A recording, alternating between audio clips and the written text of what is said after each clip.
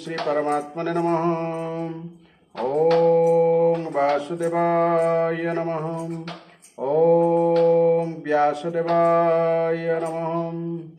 ओम जगन्नाथदासाय नमः। ओम गणेशाय नमः।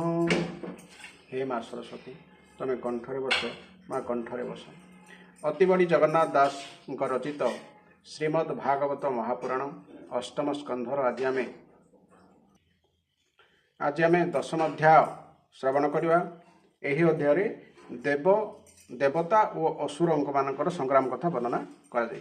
तो कहीं देवता और असुर मान संग्राम आरंभ है, युद्ध आरंभ है। पूर्व अध्याय कथा आम टे शुणा। जितेबले समुद्रु अमृत भांडटी उत्पत्ति होता से देवता माने असुर माने ताकू नहीं पड़ाई एवं देवता माने न पाइबा हेतु भगवान को शरण पशिले एवं भगवान से मोहिनी रूप धारण करिकी असुर और देवता मानक मध्यरे ताकू बांटी थिले। किंतु असुर मानक मध्यरु राहु और केतु देवता मानक धाड़ी रे बसी अमृत पान कर एक कथा सूर्य और चंद्र जानीपारी। तेणु से कथा जो भगवान विष्णु मोहिनी रूप धारण कर भगवान को कहते से भगवान निजर स्वरूप राहु और केतुंकर शिर छेदन करते सुदर्शन चक्र साहाय्य। तापरठू राहु केतुंकर शत्रुता आरंभ होता सूर्य आउ चंद्र सहित, जहाँकि सूर्यपराग और चंद्रग्रहण भाव शास्त्र आमको शिखाए। से आरंभ है देवता और असुर मान संग्राम। तेज आसतु आरंभ करवा। अष्टम स्कंध दशम अध्याय। दशम क्रोधे दैत्यगण देवंक संगे कले रण। श्रीशुक उवाच कठोर साधी जातु धाने विमुख हेले सुधापाने। कृष्णभ कति जेणु नाही अमृत पाई बेसे काहि। श्री सुखदेव कही चलिले, हे परीक्षित, दानव और दैत्य माने बड़ सावधानतार सहित समुद्र मंथन करथिले सत, किंतु भगवान को प्रति विमुख हो जाइथिबारु सेमानंकु अमृत मिलला नाही। देवंकु अमृत पियाई गरुड़े बसी भावग्राही। निज भू बने गले हरि सुणप ऋक्ष दंडधारी। तापरे हे राजन, भगवान समुद्र मंथन करी अमृत बाहर कले एवं तापरे एवं तांकर निज जन देवता मानकु ताहा पान कराइले। तापरे समस्त आखि आगे से गरुड़ उपर बसी सेठाकू चलीगले। एमंते विष्णुर मोहने निराश होई सुधापाने। सर्वदा नव एकमते जनाई बलिर ग्रते। उद्यम कले युद्धर्थे न लभी विधिर आयते। शत्रुंक कार्य सिद्धि देखी भालिस कले मने दुखी। सकले मिली जुथे जुथे विचार कले कमते। देवंकु बाहु बले मारी सर्वसंपद जेबे हरि। तेबे से जीवन आंभर संग्रामे होई बसुफल। एमंते मनरे विचारी सर्वेधा इले शस्त्र धरी। अर्थात दैत्य माने देखिले जे तांको शत्रु मानकु विराट सफलता मिलगला। तेणु देवता मानकर समृद्धि को सेमाने सही पारिले नाही। सेमाने तुरंत निजर अस्त्र शस्त्र धरी देवता मानकु आक्रमण करने को बाहरी पड़िले। अमृत पाने देवगण इच्छन्ति दैत्य संगे रण। स्वभावे हरिपरायण सुधा से करिछन्ति पान। किंतु देवता माने एक तो अमृत पान करी विशेष शांति पाई जाइथिले, ता सहित सेमाने भगवान चरण कमलर आश्रय मध्य नैथिले। तेणु सेमाने मध्य अस्त्र शस्त्र धरी दैत्य मानकु प्रति आक्रमण कले।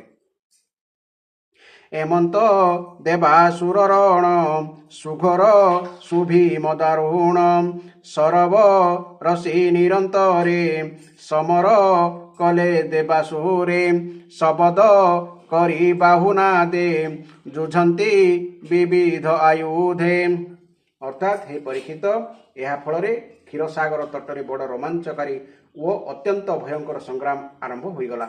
ଦେବତା ଓ ଦୈତ୍ୟମାନଙ୍କ ମଧ୍ୟରେ ସେହି ଯେଉଁ ଘମାଘଟ ଯୁଦ୍ଧ ହେଲା ତାହା ଦେବାସୁର ସଂଗ୍ରାମ ନାମରେ ବିଖ୍ୟାତ। ସେମାନେ ଉଭୟ ଥିଲେ ଏକ ଆରେକର ପ୍ରବଳ ଶତ୍ରୁ।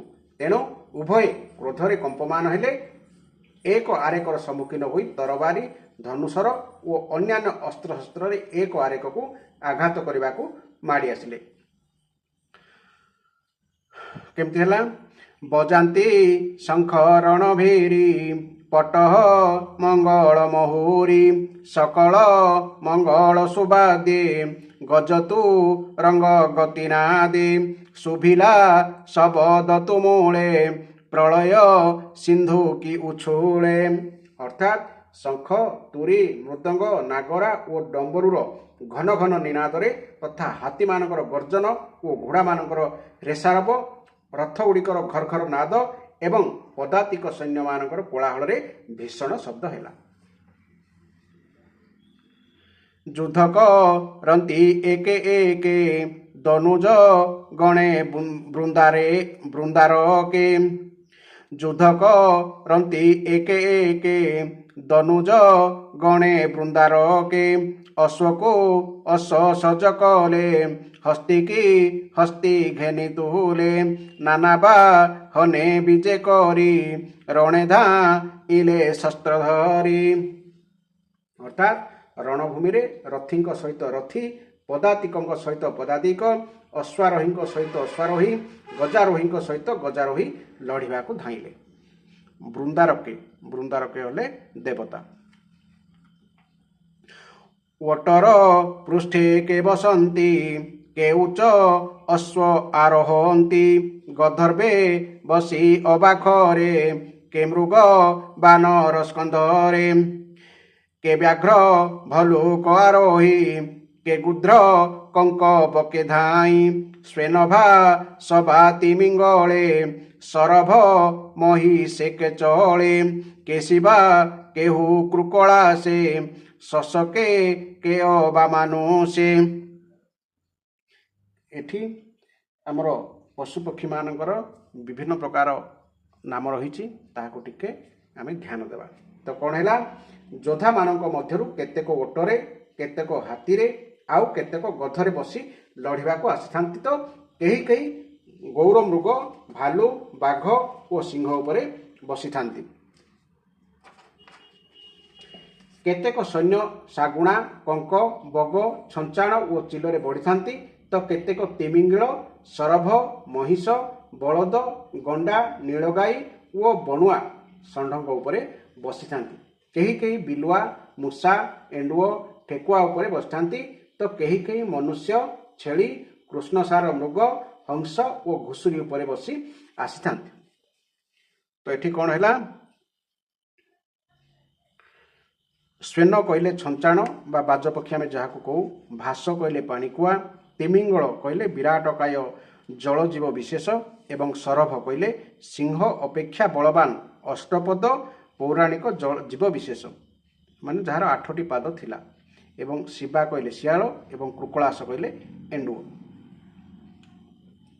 ଅମୂଲ୍ୟ ରତ୍ନ ଦଣ୍ଡ ଛତ୍ର ନୀଳଲୋହିତ ଶ୍ଵେତ ପୀତ ବ୍ୟଜନ ବର ହିଚାମରେ ସେନାଭୂଷଣ ପାଗଶିରେ ବିବିଧ ସଂଗ୍ରାମ ଭୂଷଣେ ଶୋଭନ୍ତି ଦେବାସୁରଗଣେ ବିବିଧ ତୀକ୍ଷ୍ମ ଶସ୍ତ୍ରଭୁଜେ ବିରାଜେ ରବି ରଶ୍ମି ତେଜେ ଏମନ୍ତେ ଦେବାସୁର ବଳେ ସ୍ୱଭାବେ ବଳିଷ୍ଠ ସକହଳେ ଅତି କୁପିତ ଦେବାସୁର କିୟ ବା ଦେବା ପଟାନ୍ତର ଶୋଭନ୍ତି ମହାବୀରେ ରଣେ ଯେସନେ ଜଳ ଦିମନ୍ଥନେ।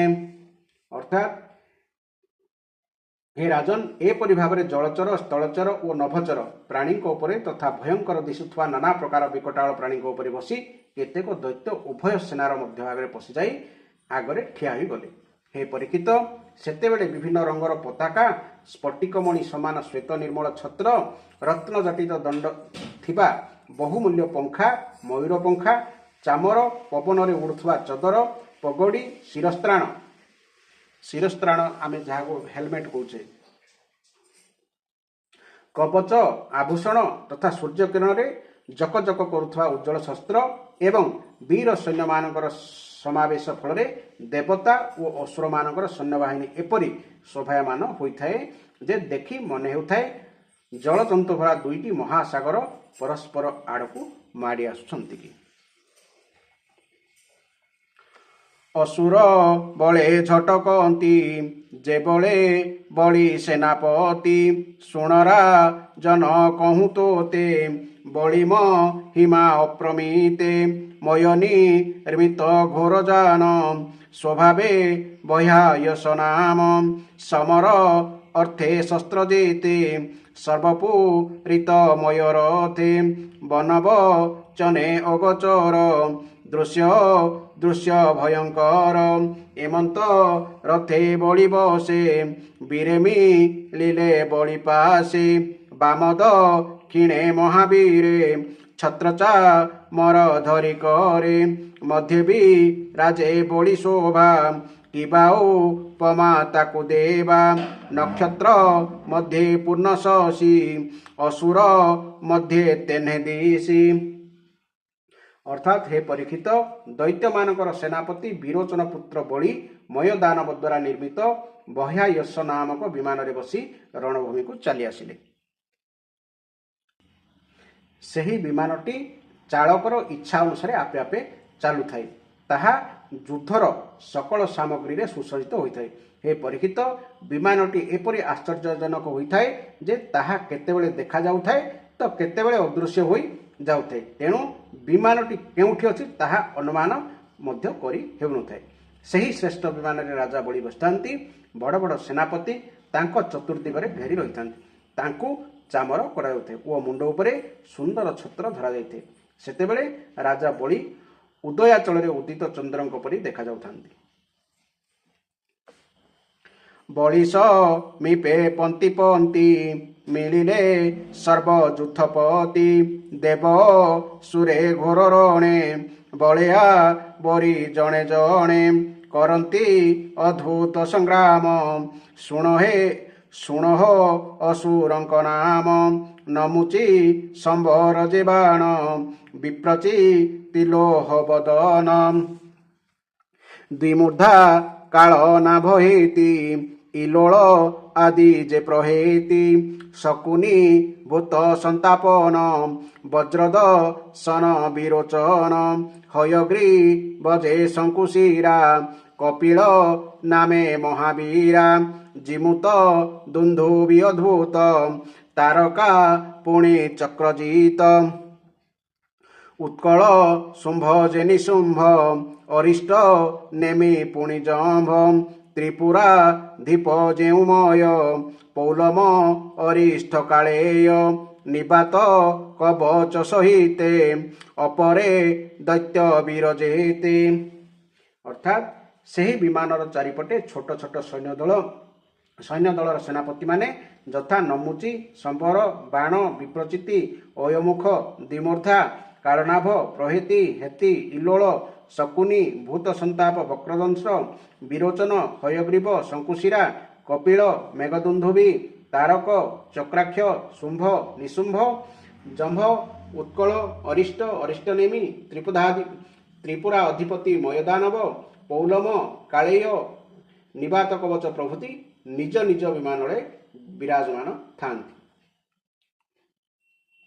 न पाई अमृतर भाग मनेब हिले महाराग देवंकु युद्ध करिबले असुरे बेढ़िले गहले करंती सर्वे शंखनाद दुंदुभि तुले बहुवाद्य एमंत बलि बाल चाहि एमंते बलि बल चाहि सकल ଦେବେ କୋପ ବହି ସାଜିଲେ ସୁରପତି ସଙ୍ଗେ ଅଶେଷ ଘୋର ରଣରଙ୍ଗେ। ଅର୍ଥାତ୍ ସେମାନେ ସମସ୍ତେ ସମୁଦ୍ର ମନ୍ଥନରେ ସମ୍ମିଳିତ ହୋଇଥିଲେ, କିନ୍ତୁ ସେମାନଙ୍କୁ ଅମୃତ ଭାଗ ନ ମିଳି କେବଳ କ୍ଲେଶ ମିଳିବା ହିଁ ସାର ହୋଇଥିଲା। କ୍ଲେଶ ମାନେ ଦୁଃଖ ବା କଷ୍ଟ। ସେହି ଅସୁରମାନେ ଥରେ ନୁହେଁ ଅନେକ ଥର ଦେବତାମାନଙ୍କୁ ଯୁଦ୍ଧରେ ପରାସ୍ତ କରିଦେଇଥିଲେ। ତେଣୁ ସେମାନେ ବଡ଼ ଉତ୍ସାହର ସହିତ ସିଂହନାଦ କରି କରି ନିଜର ଘୋର ନାଦକାରୀ ଶଙ୍ଖ ବଜାଇବାକୁ ଲାଗିଲେ। ଇନ୍ଦ୍ର ଦେଖିଲେ ଶତ୍ରୁମାନଙ୍କର ଉତ୍ସାହ ବଢ଼ୁଛି, ସେମାନେ ମଦମତ ହେଉଛନ୍ତି, ତେଣୁ ତାଙ୍କ ମନରେ ଅତିଶୟ କ୍ରୋଧ ଜାତ ହେଲା।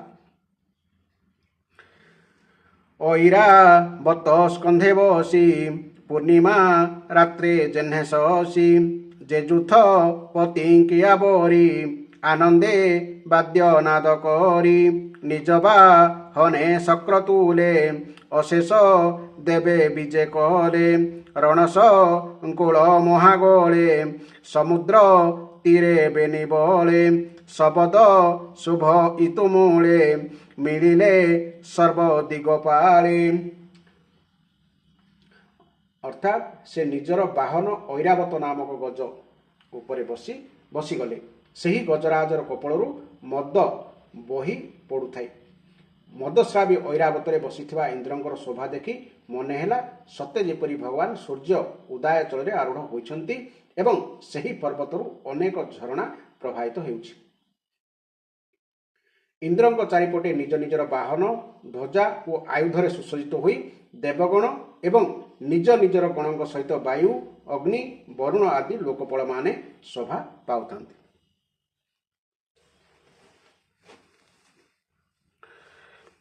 ଶସ୍ତ୍ର ଉଞ୍ଚାଇ କୋପ ମନେ ନାମଟା କନ୍ତି ଅନ୍ୟୋନେ ନିକଟେ ମିଳି ଘୋର ନାଦେ ଯୁଦ୍ଧ କରନ୍ତି ମାଲ ବନ୍ଧେ। ଅର୍ଥାତ୍ ଦୁଇ ପକ୍ଷର ସେନା ମୁହାଁମୁହିଁ ହୋଇ ଠିଆ ହୋଇଗଲେ। ଏପଟୁ ଜଣେକୁ ସେପଟୁ ଜଣେ ଏପରି ଯୋଡ଼ି ଯୋଡ଼ି ହୋଇ ସେମାନେ ଦ୍ୱନ୍ଦ୍ୱ ଯୁଦ୍ଧରେ ମାତିଗଲେ। କେହି ଆଗକୁ ମାଡ଼ି ଆସୁଥାଏ ତ କେହି ପ୍ରତିଦ୍ୱନ୍ଦ୍ୱୀର ନାମ ଧରି ଯୁଦ୍ଧ ପାଇଁ ଆହ୍ୱାନ କରୁଥାଏ, ପୁଣି କେହି ମର୍ମଭେଦୀ ବଚନ ଦ୍ୱାରା ତାର ପ୍ରତିଦ୍ୱନ୍ଦ୍ୱୀକୁ ଧିକ୍କାର କରୁଥାଏ। ଇନ୍ଦ୍ରର ତୁଲେ ବଳି ଯୁଝେ ଦାରୁଣ ଦେବାସୁର ମାଝେ ସ୍କନ୍ଦତା ରକ ଅବହେଳେ ଯୁଦ୍ଧ କରନ୍ତି ବାହୁବଳେ ବରୁଣ ହେତି ବେନିବୀରେ ପ୍ରହେତି ମିତ୍ରେ ଯୁଦ୍ଧ କରି ଯମର ତୁଲେ କାଳନାଭ ବିଶ୍ୱକର୍ମାମୟ ଦାନବ ସମ୍ବର ତ୍ରଷ୍ଟା ତୁଲେ ରଣ ସବିତା ତୁଲେ ବିରୋଚନ। ଅର୍ଥାତ୍ ବଳି ଇନ୍ଦ୍ରଙ୍କ ସହିତ, କାର୍ତ୍ତିକେୟ ତାରକାସୁର ସହିତ, ବରୁଣ ହେତି ସହିତ ଏବଂ ମିତ୍ର ପ୍ରହେତି ସହିତ ଯୁଦ୍ଧରେ ମାତିଗଲେ। ଯମରାଜ କାଳନାଭ ସହିତ, ବିଶ୍ୱକର୍ମା ମୟ ସହିତ, ସମ୍ବରାସୁର ତ୍ୱଷ୍ଟାଙ୍କ ସହିତ ତଥା ସବିତା ବିରୋଚନ ସହିତ ଯୁଦ୍ଧ କଲେ। ନମୁଚି ଯେ ଅପରାଜିତେ ଅଶ୍ୱିନୀ ବୃଷ ପର୍ବାସାଥେ ସୂର୍ଯ୍ୟର ତୁଲେ ବାଣାସୁର ରାହୁର ତୁଲେ ନିଶାକର ପୁଲୋମା ସଙ୍ଗ ତେଜମର କରଇ ଅନିଳ ଯେ ବୀର ଶୁମ୍ଭନି ଶୁମ୍ଭେ ଭଦ୍ରକାଳୀ ଜମ୍ଭରେ ବୃଷା କପିମିଲି ମହିଷେ ବିଭାବ ସୁଯୁଝେ ଗହଳେ ଦେବାସୁର ମାଝେ ଇଲୋଳ ବାତାପିର ମେଳେ ସଂଗ୍ରାମ ବ୍ରହ୍ମାପୁତ୍ର ତୁଲେ। ଅର୍ଥାତ୍ ନମୁଚି ଅପରାଜିତ ସହିତ, ଅଶ୍ୱିନୀ କୁମାର ବୃଷପର୍ବା ସହିତ, ସୂର୍ଯ୍ୟଦେବ ବଳିଙ୍କର ବାଣ ଆଦି 100 ପୁଅଙ୍କ ସହିତ ଯୁଦ୍ଧ କରିବାକୁ ଲାଗିଲେ। ରାହୁ ସଙ୍ଗେ ଚନ୍ଦ୍ରଙ୍କର ଏବଂ ପୁଲୋମା ସଙ୍ଗେ ବାୟୁଙ୍କର ଯୁଦ୍ଧ ଲାଗିଗଲା। ଭଦ୍ରକାଳୀ ଦେବୀ ଶୁମ୍ଭ ଓ ନିଶୁମ୍ଭଙ୍କ ଉପରେ ଆକ୍ରମଣ କରିଦେଲେ। ହେ ପରୀକ୍ଷିତ, ଜମ୍ବାସୁର ସହିତ ମହାଦେବଙ୍କର, ମହିଷାସୁର ସହିତ ଅଗ୍ନିଦେବଙ୍କର ଏବଂ ବାତାପି ଆଦି ଇଲୋଳ ସହିତ ବ୍ରହ୍ମାପୁତ୍ରଙ୍କ ପୁତ୍ର ମରିଚି ଆଦିଙ୍କର ଲଢ଼େଇ ଲାଗିଗଲା। ଦୁର୍ମର୍ଷ ତୁଲେ ରତିପତି ଉତ୍କଳେ ମାତୃଙ୍କା ଯୋଝନ୍ତି ଗୁରୁ ଭାର୍ଗବେ ଯୁଦ୍ଧ ଘୋର ନରକା ତୁଲେ ସୈନ୍ୟଶ୍ଚର ଅର୍ଥାତ୍ ଦୁର୍ମର୍ଷର କାମଦେବଙ୍କ ସହିତ, ଉତ୍କଳର ମାତୃଗଣଙ୍କ ସହିତ, ଶୁକ୍ରାଚାର୍ଯ୍ୟଙ୍କର ବୃହସ୍ପତିଙ୍କ ସହିତ ଏବଂ ନରକାସୁରର ଶନିଶ୍ଚରଙ୍କ ସହିତ ସଂଗ୍ରାମ ହେଲା। ଅର୍ଥାତ୍ ପ୍ରତ୍ୟେକ ଯେଉଁମାନେ ବିଦ୍ୟାରେ ସମାନ ତାଙ୍କ ଭିତରେ ହିଁ ଯୁଦ୍ଧ ଆରମ୍ଭ ହେଲା। ନିବାତ କବଚ ମରୁତେ କାଳେୟ ବସୁଙ୍କ ସଙ୍ଗତେ ପୌଲମ ବିଶ୍ୱଦେବା ସଙ୍ଗେ ଯୁଦ୍ଧ କରନ୍ତି ରଣରଙ୍ଗେ ଦେବେୟ ସୁରଗଣ ସଙ୍ଗେ ନିର୍ଘାତେ ଯୁଦ୍ଧ ରଣରଙ୍ଗେ ରୁଦ୍ରଙ୍କ କ୍ରୋଧ ବଶଗଣ ଆବରି କଲେ ଘୋର ରଣ।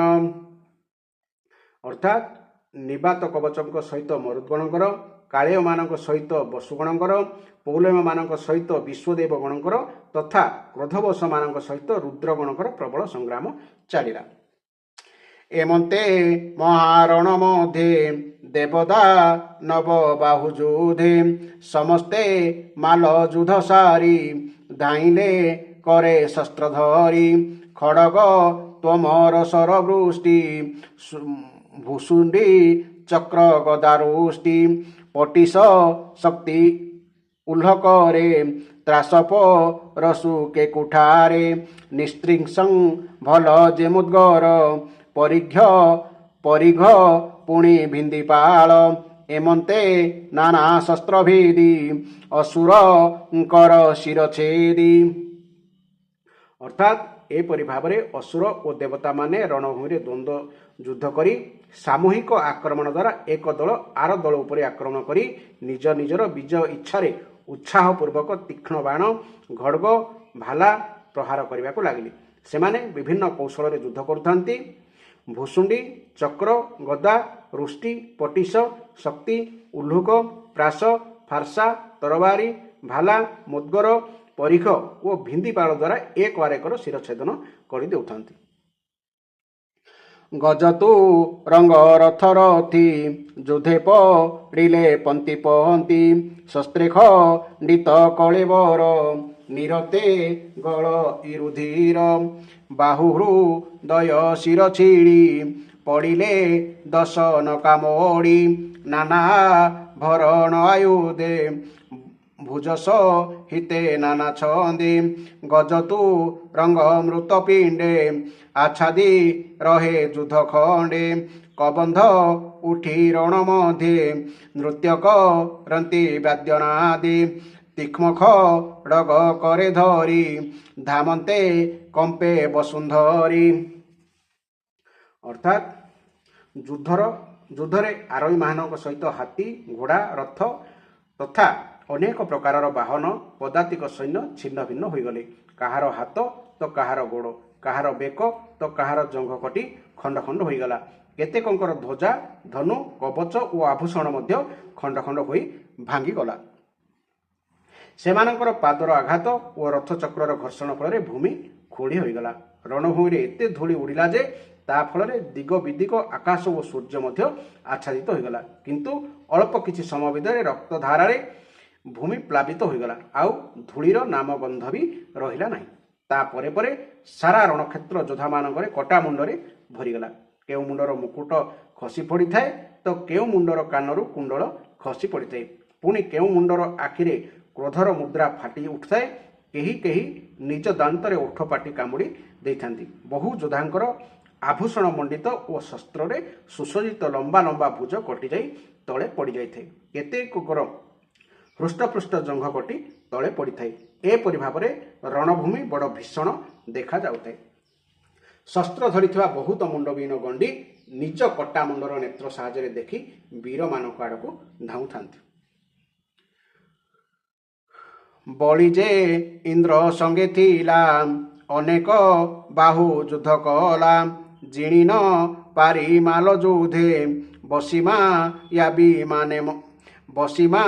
ୟାବି ମାନ ମଧ୍ୟେ ଧନୁକେ ଦଶ ଶର ଧରି ଇନ୍ଦ୍ରେ ବିନ୍ଧିଲା କ୍ରୋଧ ଭରି ତିନି ନା ରାଚ ଐରାବତେ ବିନ୍ଧିଲା ଆତ୍ମାର ଆୟତେ ଚାରିଅ ସ୍ୱକୁ ଚାରି ବାଣ ବେଗେ ବିନ୍ଧିଲା ଦୈତ୍ୟରାଣ। ମାତଳି ସାରଥି ଇନ୍ଦ୍ରର ଥିଲା ଯେ ରଥର ଉପର। ଯହୁଁ ବିନ୍ଧିଲା ବୀର ଡାକି ଇନ୍ଦ୍ର ଧାଇଲା ତାହା ଦେଖି। ବଳିର ଯେତେ କନାରଚ ବେଗେ ଛେଦିଲା ଦେବରାଜ। ଅର୍ଥାତ୍ ଏତିକି ବେଳେ ରାଜା ବଳି ଇନ୍ଦ୍ରଙ୍କ ଉପରକୁ 10ଟି ଓ ତାଙ୍କ ବାହନ ଐରାବତକୁ 3ଟି, ଐରାବତର ପାଦରକ୍ଷକମାନଙ୍କ ଉପରକୁ 4ଟି ଏବଂ ମୁଖ୍ୟ ମାହୁନ୍ତ ଉପରକୁ ଗୋଟିଏ ଏକାବଳକେ ଏପଟି ମୋଟ 18ଟି ଶର ମାରିଦେଲେ। ଇନ୍ଦ୍ର ଦେଖିଲେ ବଳିଙ୍କ ଶର ତାଙ୍କ ଆଡ଼କୁ ମାଡ଼ି ଆସୁଛି, ତେଣୁ ସେ ମଧ୍ୟ ହସି ହସି ତୁରନ୍ତ ସେତିକିଟି ଭଲ ନାମକ ତୀକ୍ଷ୍ଣ ଶର ମାରି ବଳିଙ୍କ ଶର ତାଙ୍କ ନିକଟରେ ପହଞ୍ଚିବା ପୂର୍ବରୁ ହିଁ ସେଗୁଡ଼ିକୁ କାଟିଦେଲେ। ବଳିକି ଚାହିଁ ମନ୍ଦହାସେ ବେଗେ ମିଳିଲା ତାର ପାଶେ।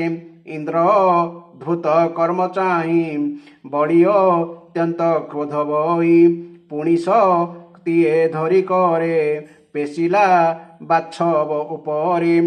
ପେଶିଲା ବାସବ ଉପରେ ଉଲ୍କା ଯେ ସନେ ଶୂନ୍ୟ ମାର୍ଗେ। ପଡ଼ିବି ରାଜେ 10 ଦିଗେ। ଯେ ଶକ୍ତି ବଳି ପେଶିଥିଲେ ଇନ୍ଦ୍ର ତା ଇସିତେ ଛେଦିଲା। ଯେ ଶକ୍ତି ବଳି ପେଶିଥିଲା ଇନ୍ଦ୍ର ତା ଇସିତେ ଛେଦିଲା। ଅର୍ଥାତ୍ ଇନ୍ଦ୍ରଙ୍କର ସେହି ପ୍ରଶଂସନୀୟ ଦକ୍ଷତା ଦେଖି ରାଜା ବଳି ଆହୁରି ରାଗିଗଲେ। ତେଣୁ ସେ ଇନ୍ଦ୍ରଙ୍କ ଉପରକୁ ମାରିବାକୁ ବିରାଟ ଉଲ୍କା ପରି ଦାଉ ଦାଉ ହୋଇ ଜଳୁଥିବା ଏକ ପ୍ରକାଣ୍ଡ ଶକ୍ତି ଉଠାଇଲେ। କିନ୍ତୁ ସେହି ଶକ୍ତିଟି ସେ ଛାଡ଼ିବା ପୂର୍ବରୁ ତାହା ତାଙ୍କ ନିଜ ହାତରେ ହିଁ ଅଛି। ଇନ୍ଦ୍ର ତାହାକୁ ବାଣ ମାରି କାଟିଦେଲେ।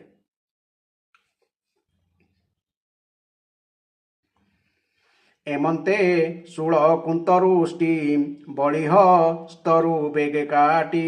ହରସେ କରେ ଶଙ୍ଖନାଦ କ୍ଷୀଣ ଶସ୍ତ୍ରେ ବଳି ସ୍ତବଧ। ଅର୍ଥାତ୍ ତାପରେ ବଳି ଗୋଟିକ ପରେ ଗୋଟିଏ କରି କ୍ରମଶଃ ଶୂଳ, ପ୍ରାସ, ତୋମର ଓ ଶକ୍ତି ମାରିବାକୁ ଉଠାଇଲେ।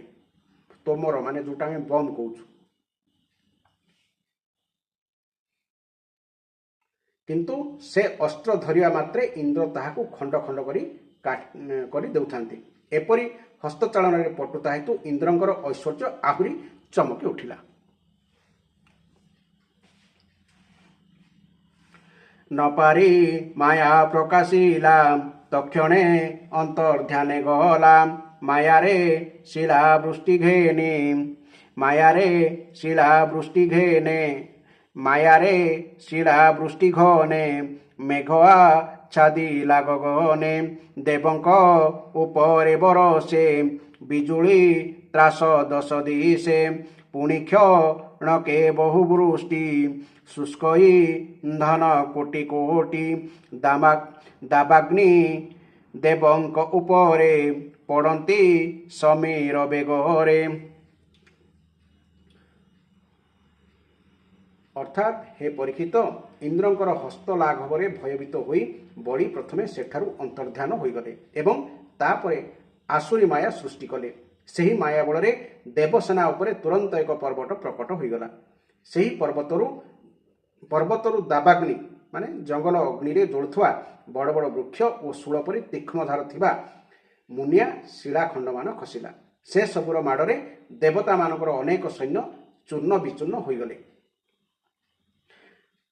ତାପରେ ବଡ଼ ବଡ଼ ସାପ, କ୍ରୂର ଜନ୍ତୁ, କଙ୍କଡ଼ା ବିଛା ଏବଂ ଅନ୍ୟାନ୍ୟ ବିଷଧର ଜୀବ ବାରମ୍ବାର ସୈନ୍ୟମାନଙ୍କୁ ଦଂଶନ କରିବାକୁ ଲାଗିଲେ।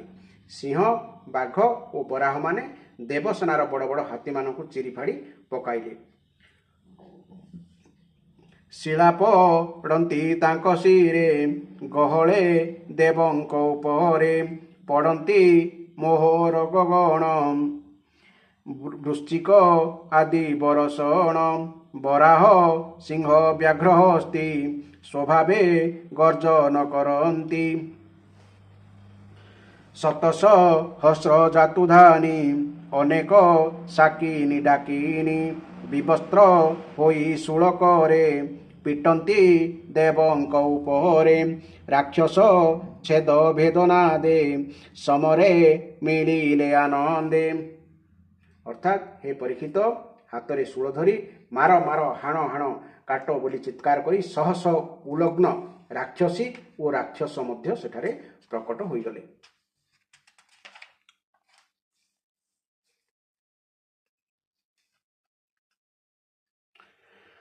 ପ୍ରଳୟକାରୀ ମେଘମାଳେ ମିଳିଲେ ଗଗନ ମଣ୍ଡଳେ, ଗଭୀର ଘୋର ନାଦ କରି ସଘନେ ବରସନ୍ତି ବାରି। ପୁଣି କ୍ଷଣକେ ଅଗ୍ନିବୃଷ୍ଟି ପ୍ରଳୟ ସମୀର ପ୍ରକଟି, ପ୍ରଳୟ ପ୍ରାୟ ଅତି ବେଗେ ଅଗ୍ନିବେଢ଼ିଲା ଚାରିଦିଗେ। ସମୁଦ୍ରେ ଉଲ୍ହଳ ଲହରୀ ଉଠିଲା ଘୋର ନାଦ କରି, ପ୍ରଚଣ୍ଡ ବାତେ ଉର୍ମିଗଣ ଉଠନ୍ତେ ଦିଶଇ ଭୀଷଣ। ଅର୍ଥାତ୍ କିଛି କ୍ଷଣ ମଧ୍ୟରେ ଆକାଶର ଘନ ଅନ୍ଧକାର କରି ମେଘ ଘୋଟି ଆସିଲା ଏବଂ ବାଦଲ ସବୁ ପରସ୍ପର ଦେହରେ ଧକ୍କା ଖାଇ ଘୋର ଗର୍ଜନ କରିବାକୁ ଲାଗିଲେ। ବିଜୁଳି ଉପରେ ବିଜୁଳି ଚମକିଗଲା ଓ ବାତ୍ୟାର ଭୀଷଣ ଗର୍ଜନ ସହିତ ମେଘମାନ ଅଗ୍ନି ବର୍ଷଣ କରିବାକୁ ଲାଗିଲେ। ଦୈତ୍ୟରାଜ ବଳି ପ୍ରଳୟକାଳୀନ ଅଗ୍ନି ପରି ବଡ଼ ବଡ଼ ଭୟାନକ ଅଗ୍ନି ସୃଷ୍ଟି କରିଦେଲେ। ଚାହୁଁ ଚାହୁଁ ସେହି ଅଗ୍ନି ବାୟୁ ସାହାଯ୍ୟରେ ଦେବସେନାଙ୍କୁ ଜାଳି ଦେବାକୁ ବସିଲା। ତାହାର ଅଳ୍ପ କିଛି ସମୟ ପରେ ବୋଧ ହେଲା ଭୟଙ୍କର ତୋଫାନ ହେତୁ ସମୁଦ୍ରରେ ବିରାଟ ବିରାଟ ଲହରୀ ଉଠୁଛି ଏବଂ ପାଣିରେ ଭଉଁରି ପଡ଼ିଛି ଓ ସମୁଦ୍ର ତାର ମର୍ଯ୍ୟାଦା ଲଙ୍ଘନ କରି ଦେବସେନା ଉପରକୁ ଚତୁର୍ଦିଗରୁ ମାଡ଼ି ଆସୁଛି। ଏମନ୍ତେ ଅସୁରଙ୍କ ମାୟା ଦୃଶ୍ୟ ଦୃଶ୍ୟ ନାନା କାୟା, ନାନା ପ୍ରକାର ମାୟା ବଳେ ଯୁଝିଲେ ଦେବଙ୍କର ତୁଲେ। ଅସୁର ମାୟା ବଳ ଦେଖି ତ୍ରିଦଶେ ସମର ଉପେକ୍ଷୀ, ବିକଳେ ଭ୍ରମନ୍ତି ଗଗନେ ଅସୁର ମାୟା ବଳେ ଛନେ। ରହିନ ପାରି ସ୍ୱର୍ଗ ପଥେ ବିଷ୍ଣୁଙ୍କୁ ଧ୍ୟାନ କଲେ ଚିତେ। ଅର୍ଥାତ୍ ଏପରି ଭାବରେ ସେହି ଭୟାନକ ଅସୁରମାନେ ଯେତେବେଳେ ଭୟଙ୍କର ମାୟା ସୃଷ୍ଟି କଲେ ଏବଂ ମାୟା ପ୍ରଭାବରେ ନିଜେ କେଉଁଠି ଲୁଚି ରହିଗଲେ ଯେ ତାଙ୍କୁ ପ୍ରହାର ମଧ୍ୟ କରିହେଲା ନାହିଁ, ସେତେବେଳେ ଦେବତାମାନଙ୍କ ସୈନ୍ୟମାନେ ଅତି ଦୁଃଖିତ ହୋଇଗଲେ ଏବଂ ଇନ୍ଦ୍ର ଆଦି ଦେବତାମାନେ ତାହାଙ୍କ ମାୟାର ପ୍ରତିକାର କରିବାକୁ ବହୁ ବିଚାର ବିମର୍ଶ କଲେ, କିନ୍ତୁ କୌଣସି ଉପାୟ ମିଳିଲା ନାହିଁ। ଶେଷରେ ସେମାନେ ବିଶ୍ୱର ଜୀବନଦାତା ଭଗବାନଙ୍କୁ ଧ୍ୟାନ କଲେ। ସେମାନେ ଧ୍ୟାନ କରୁ କରୁ ପ୍ରଭୁ ସେଠାରେ ଆବିର୍ଭୂତ ହୋଇଗଲେ। ଦେବଙ୍କ ଭୟ ଦେଖି ହରି ଗରୁଡ଼ ପୃଷ୍ଠେ ବିଜେ କରି, ପିତବ ସନ ପରିଧାନ ସୁରଙ୍ଗ କମଳ ଲୋଚନ। ଉଦିତ ଊର୍ଦ୍ଧ୍ୱେ ଅଷ୍ଟଭୁଜେ କର୍ଣ୍ଣେ କୁଣ୍ଡଳ ରତ୍ନ ସାଜେ, ଶିବଛ କୌସ୍ତୁଭମଣି ଅମୂଲ୍ୟ ରତ୍ନେ ସୁଖଞ୍ଜଣି। ଏମନ୍ତ ରୂପେ ଦୈତ୍ୟାରି ଦେବଙ୍କ ମଧ୍ୟରେ ବିଜେ କରି। ଅର୍ଥାତ୍ ପ୍ରଭୁଙ୍କର ବଡ଼ ସୁନ୍ଦର ଛବି ହୋଇଥାଏ। ଗରୁଡ଼ଙ୍କ କାନ୍ଧ ଉପରେ ବିରାଜମାନ ହୋଇଥାଏ ତାଙ୍କର ଚରଣ କମଳ। ସଦ୍ୟ ପ୍ରସ୍ଫୁଟିତ ପଙ୍କଜ ସଦୃଶ ତାହାଙ୍କର କୋମଳ ନୟନ। ସେ ପୀତାମ୍ବର ଧାରଣ କରିଥାନ୍ତି ଅର୍ଥାତ୍ ହଳଦିଆ ବସ୍ତ୍ର। ଅଷ୍ଟଭୁଜରେ ଅଷ୍ଟ ଆୟୁଧ ଧରିଥାନ୍ତି, ମାନେ 8ଟା ହାତରେ 8ଟା ଶସ୍ତ୍ର ଧରିଥାନ୍ତି। ଗଳାରେ କୌସ୍ତୁଭମଣି, ମସ୍ତକରେ ଅମୂଲ୍ୟ ମୁକୁଟ ଏବଂ କର୍ଣ୍ଣରେ ଝୁଲୁଥାଏ ସୁବର୍ଣ୍ଣ କୁଣ୍ଡଳ। ଦେବତାମାନେ ସ୍ୱନେତ୍ରରେ ଭଗବାନଙ୍କର ସେହି ଛବି ଦର୍ଶନ କଲେ।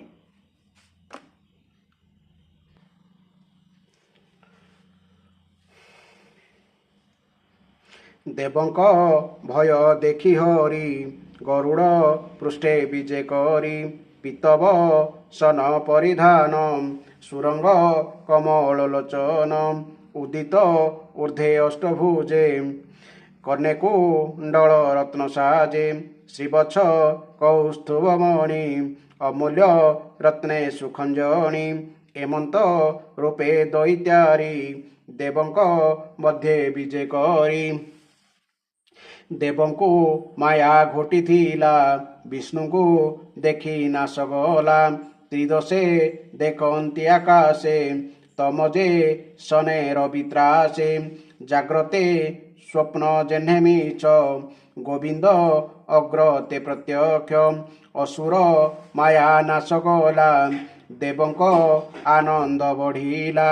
ହରିସ୍ମରଣେ ବନ୍ଧ ମୋକ୍ଷ ଏଭାବେ ବୁଝିଲେ ପ୍ରତ୍ୟକ୍ଷ। ଅର୍ଥାତ୍ ଜାଗ୍ରତ ହୋଇଗଲେ ଯେପରି ସ୍ୱପ୍ନ ବସ୍ତୁର ମଧ୍ୟ କୌଣସି ପତ୍ତା ରହେ ନାହିଁ, ପରମ ପୁରୁଷ ପରମାତ୍ମା ପ୍ରକଟ ହେଉ ହେଉ ତାହାଙ୍କ ପ୍ରଭାବରେ ଅସୁରଙ୍କର ସେହି କପଟ ଭରା ମାୟା ସେହିପରି ବିଲୀନ ହୋଇଗଲା। ବାସ୍ତବରେ ଭଗବାନଙ୍କୁ ସ୍ମରଣ କଲା ମାତ୍ରେ ଜୀବ ସକଳ ବିପଦରୁ ମୁକ୍ତ ହୋଇଯାଏ। ଦେବଙ୍କ ମଧ୍ୟେ କାଳ ନେମି ଲୁଚି ଯେ ଥିଲା ମାୟା ଘେନି, ସୁଳଭୁ লাই ଅନ୍ତରିକେ ମିଳିଲା ଗୋବିନ୍ଦ ସମକେ, ପିଟନ୍ତେ ଗରୁଡ଼ ଉପରେ ହରିଧ ଇଲେ ବାମ କରେ, ସେ ଶୂଳ କାଳ ନେମି ମୁଣ୍ଡେ ହରି ପ୍ରହାରିଲେ ପ୍ରଚଣ୍ଡେ, ବାଜିସ ହିତେ ମହାସୁର ତକ୍ଷଣେ ହେଲା ସତେ ଚୋର। ଅର୍ଥାତ୍ ମାୟା ଉଭେଇ ଯିବାରୁ କାଳନେମି ଦୈତ୍ୟ ମାନେ ପରବର୍ତ୍ତୀ କାଳରେ କଂସ, ଯେ କଂସ ହୋଇଥିଲେ, ଦେଖିଲା ଯେ ଯୁଦ୍ଧ କ୍ଷେତ୍ରକୁ ଗରୁଡ଼ ବାହନ ଭଗବାନ ଆସିଛନ୍ତି। ତାହା ଦେଖି ସେ ନିଜର ବାହନ ସିଂହ ଉପରେ ଥାଇ ଭଗବାନ ଉପରକୁ ଭୀଷଣ ବେଗରେ ଗୋଟିଏ ତ୍ରିଶୂଳ ନିକ୍ଷେପ କଲା। କିନ୍ତୁ ତ୍ରିଶୂଳଟି ଗରୁଡ଼ ମୁଖରେ ବାଜିବା ପୂର୍ବରୁ ହିଁ ଭଗବାନ ତାହାକୁ ଅକ୍ଲେଶରେ ଧରି ପକାଇଲେ ଏବଂ ସେହି ତ୍ରିଶୂଳରେ ହିଁ ତାହା ନିକ୍ଷେପ କରିଥିବା କାଳନେମି ଦୈତ୍ୟ ତାହାର ବାହନକୁ ମାରିଦେଲେ।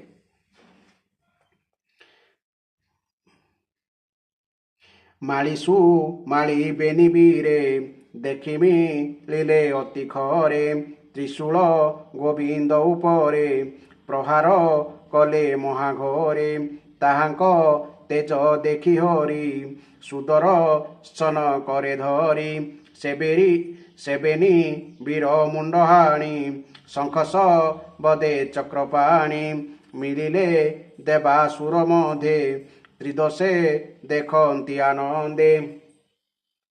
ତାପରେ ମାଳି ଓ ସୁମାଳି ଥିଲେ ଦୁଇ ଜଣ ବଡ଼ ବଳବାନ ଦୈତ୍ୟ।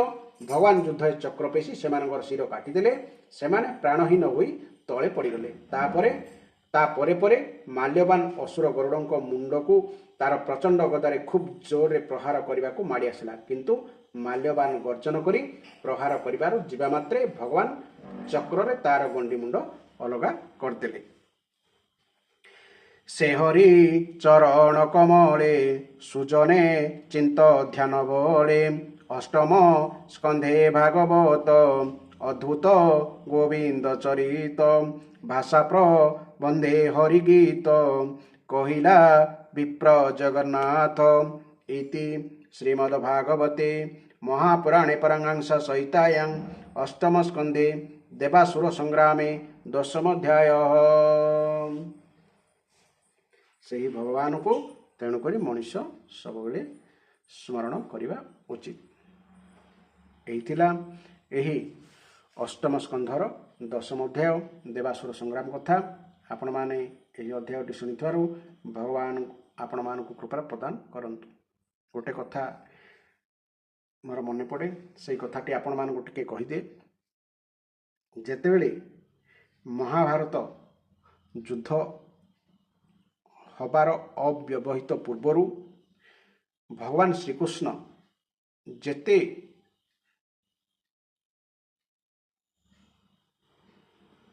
ଜ୍ୟୋତିଷ ବିଶାରଦ ମାନେ ଥିଲେ ସେମାନଙ୍କୁ ଡକାଇଲେ ଏବଂ ଭଗବାନ ଶ୍ରୀକୃଷ୍ଣ କହିଲେ ଜ୍ୟୋତିଷମାନଙ୍କୁ ଯେ ଦୁର୍ଯ୍ୟୋଧନର ଜାତକ ଦେଖ, ତାର ବର୍ତ୍ତମାନ କ'ଣ ଜାତକରେ ଦର୍ଶନ ମାନେ ତତ୍ତ୍ୱ ମିଳୁଛି ଯୁଦ୍ଧ ପୂର୍ବରୁ, ତାହାକୁ ଦେଖିକି ଜ୍ୟୋତିଷମାନେ କୁହ।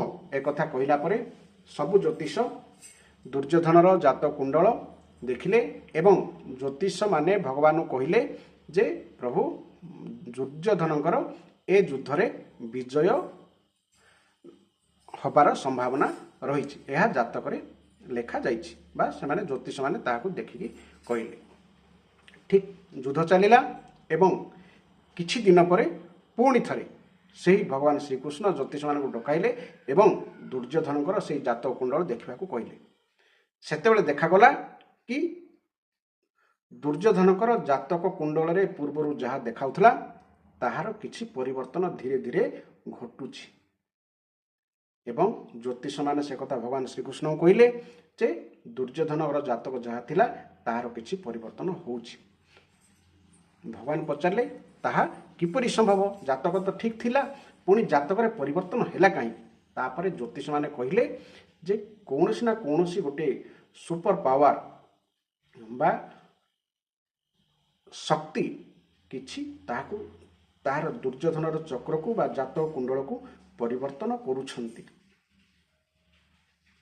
तेणु ज्योतिष माने बुझीगले जे जातक स्थिर नुहे निजर भाग्य और कर्म बल भगवान तार चक्र साहाय्य से जातक कुंडल को मध्य परिवर्तन कर पारती। जो ज्योतिष माने कही महाभारत युद्ध दुर्योधनर विजय बोली से माने शेष देखिले जे दुर्योधनर पराजय थिला।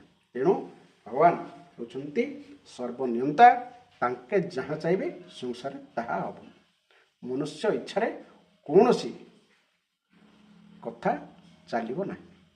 तेणु से भगवान आम शरण पशिया उचित। एमती धारावाहिक भाव में शुणापी चैनल को सब्सक्राइब करेंगे एवं यूट्यूब रे शास्त्र ज्ञान 6918 DKS लिखि सर्च करूँ एवं भागवत महापुराण प्रत्येक स्कंध प्रत्येक अध्याय को धारावाहिक भाव शुणु। जय जगन्नाथ जय जगन्नाथ जय जगन्नाथ।